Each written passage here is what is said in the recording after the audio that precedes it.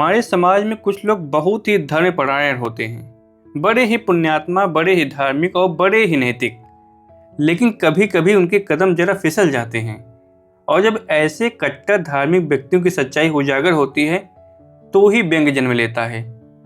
हरिशंकर परसाई हिंदी साहित्य के बेमिसाल व्यंग्यकार, जिन्होंने समाज की कड़वी सच्चाई को इतनी तीखी लेकिन मज़ेदार शैली में लिखा है कि पढ़ते पढ़ते आप हंसेंगे भी और सोचने पर भी मजबूर होते हैं। आज हम सुनेंगे उनकी प्रसिद्ध रचना वैष्णव की फिसलन। यह कहानी एक ऐसे धार्मिक आदमी की जो धर्म और नैतिकता की ऊंची बातें तो करता है, लेकिन जब निजी स्वार्थ की बात आती है तो उसके कदम आसानी से पिघल जाते हैं। तो चलिए इस व्यंग्य की शुरुआत करते हैं। वैष्णव करोड़पति है, भगवान विष्णु का मंदिर जायदाद लगी है, भगवान सूदखोरी करते हैं, ब्याज से कर्ज देते हैं। वैष्णव 2 घंटे भगवान विष्णु की पूजा करते हैं, फिर गादी तकिए वाली बैठक में आकर धर्म को धंधे से जोड़ते हैं। धर्म धंधे से जुड़ जाए इसी को योग कहते हैं। कर्ज लेने वाले आते हैं, विष्णु भगवान के वे मुनीम होते हैं।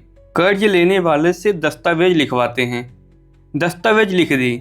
रामलाल वल्द श्यामलाल ने भगवान विष्णु वल्द नामालूम को ऐसा जो कि वैष्णव बहुत दिनों से विष्णु के पिता के नाम की तलाश में है, पर वह मिल नहीं रहा। मिल जाए तो वल्दियत ठीक हो जाए। वैष्णव के नंबर 2 का पैसा बहुत हो गया है, कई एजेंसियां ले रखी हैं, स्टॉकिस्ट हैं, जब चाहे माल दबाकर ब्लैक करने लगते हैं, मगर 2 घंटे विष्णु पूजा में कभी नागा नहीं करते और कहते हैं सब प्रभु की कृपा से हो रहा है। उनके प्रभु भी शायद 2 नंबरी हैं, 1 नंबरी होते तो ऐसा नहीं करने देते। वैष्णव सोचता है अपार नंबर 2 का पैसा इकट्ठा हो गया है, इसका क्या किया जाए, बढ़ता ही जाता है। प्रभु की लीला है, वही आदेश देंगे, क्या किया जाएगा। वैष्णव एक दिन प्रभु की पूजा करने के बाद हाथ जोड़कर प्रार्थना करने लगे, प्रभु आपके आशीर्वाद से मेरे पास इतना सारा नंबर 2 का धन इकट्ठा हो गया है, अब मैं इसका क्या करूं, आप ही रास्ता बताइए। मैं इसका क्या करूं प्रभु, कष्ट हरो सबका। तभी वैष्णव की शुद्ध आत्मा से आवाज उठी, अधम माया जोड़ी है तो माया का उपभोग भी सीख। तू एक बड़ा होटल खोल, आजकल होटल बहुत चल रहे हैं। वैष्णव ने प्रभु का आदेश मानकर एक विशाल होटल बनवाया। बहुत अच्छे कमरे, खूबसूरत बाथरूम, नीचे लॉन्ड्री, नाई की दुकान, टैक्सियाँ, बाहर बढ़िया लॉन, ऊपर टेरेस गार्डन। और वैष्णव ने खूब विज्ञापन करवाया। कमरे का किराया 30 रुपया रखा। फिर वैष्णव के सामने धर्म संकट आया, भोजन कैसा होगा। उसने सलाहकारों से कहा, मैं तो वैष्णव हूँ, शुद्ध शाकाहारी भोजन कराऊंगा, शुद्ध घी की सब्जी, फल, दाल, रायता, पापड़ वगैरह वगैरह। बड़े होटल का नाम सुनकर बड़े लोग आने लगे, बड़ी बड़ी कंपनियों के एग्जीक्यूटिव, बड़े अफसर और बड़े सेठ। वैष्णव संतुष्ट हुआ। फिर एक दिन वैष्णव ने देखा कि होटल में ठहरने वाले कुछ असंतुष्ट हैं। एक दिन एक कंपनी का एग्जीक्यूटिव बड़े तैश में आकर वैष्णव के पास आया, कहने लगा, इतने महंगे होटल में हम क्या यहाँ घास पत्ती खाने के लिए ठहरे हैं, यहाँ नॉन वेज का इंतजाम क्यों नहीं है। वैष्णव ने जवाब दिया, मैं तो वैष्णव हूँ, मैं गोश्त का इंतजाम अपने होटल में कैसे कर सकता हूँ। आदमी ने कहा, वैष्णव हो तो ढाबा खोलो, आधुनिक होटल क्यों खोलते हो, तुम्हारे यहाँ आगे से कोई नहीं ठहरेगा। वैष्णव ने कहा, यह धर्म संकट की बात है, मैं तो प्रभु से ही पूछूंगा। उस आदमी ने कहा, हम भी बिजनेस में हैं, हम कोई धर्मात्मा नहीं हैं, न आप हैं न मैं। वैष्णव ने कहा, पर मुझे तो यह सब प्रभु विष्णु ने दिया है, मैं वैष्णव धर्म के प्रतिकूल कैसे जा सकता हूँ। मैं प्रभु के सामने नतमस्तक होकर उनका आदेश लूँगा। दूसरे दिन वैष्णव साष्टांग विष्णु के सामने लेट गए। कहने लगा, प्रभु यह होटल बैठ जाएगा, ठहरने वाले कहते हैं कि हमें यहाँ बहुत तकलीफ होती है। मैंने तो प्रभु वैष्णव भोजन का प्रबंध किया है, पर वे मांस मांगते हैं, अब मैं क्या करूँ। वैष्णव की शुद्ध आत्मा से आवाज आई, मूर्ख, गांधी जी से बड़ा वैष्णव इस युग में कौन होगा। गांधी का भजन है, वैष्णव जन तो तेरे कहिए, जे पीर पराई जाड़े रे।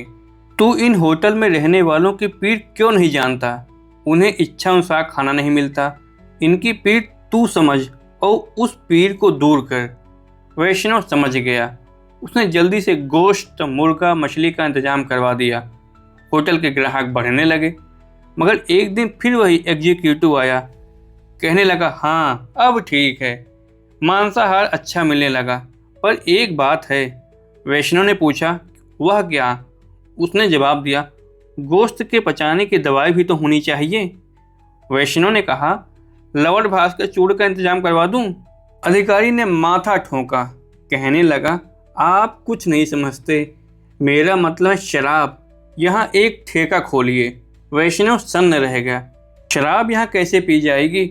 मैं प्रभु के चरणामृत का प्रबंध तो कर सकता हूँ, पर मदिरा? हे राम!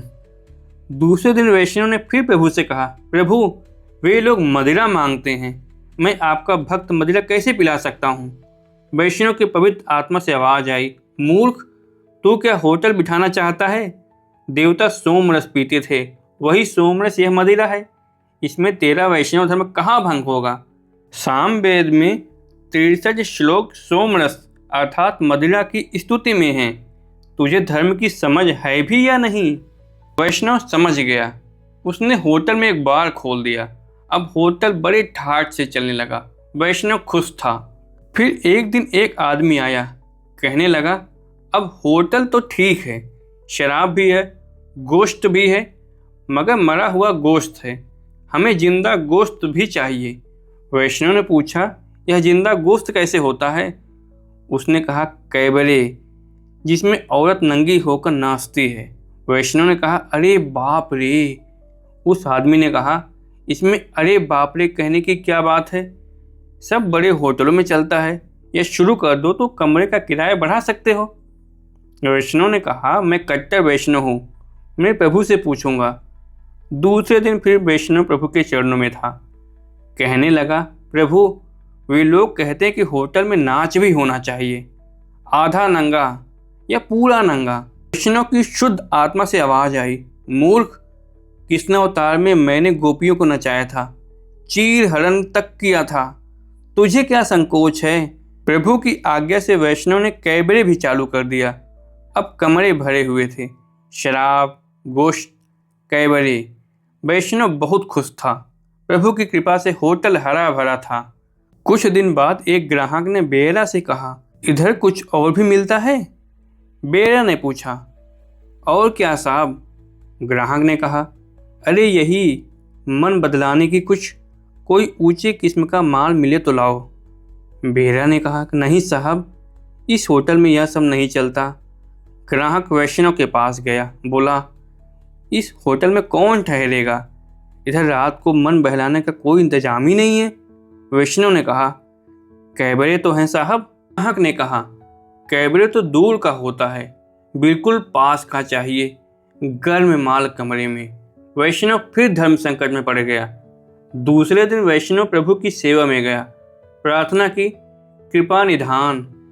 ग्राहक लोग नारी मांगते हैं, पाप की खान। मैं तो इस पाप की खान से जहाँ तक बनता है दूर रहता हूँ, अब मैं क्या करूँ? वैष्णव की शुद्ध आत्मा से आवाज आई, मूर्ख, यह तो प्रकृति और पुरुष का संयोग है, इसमें क्या पाप क्या पुण्य, चलने दे। वैष्णव ने बेरों से कहा, चुपचाप इंतजाम कर दिया करो, जरा पुलिस से बचकर 25% भगवान की भेंट ले लिया करो। अब वैष्णव का होटल खूब चलने लगा, शराब, गोश्त, कवरे और औरत। वैष्णव धर्म बराबर निभा रहा है, इधर यह भी चल रहा है। वैष्णव ने धर्म को धंधे से खूब जोड़ा है। यह व्यंग यही समाप्त होता है। आपको यह व्यंग कैसा लगा? कमेंट बॉक्स में अपने सुझाव जरूर साझा करिएगा।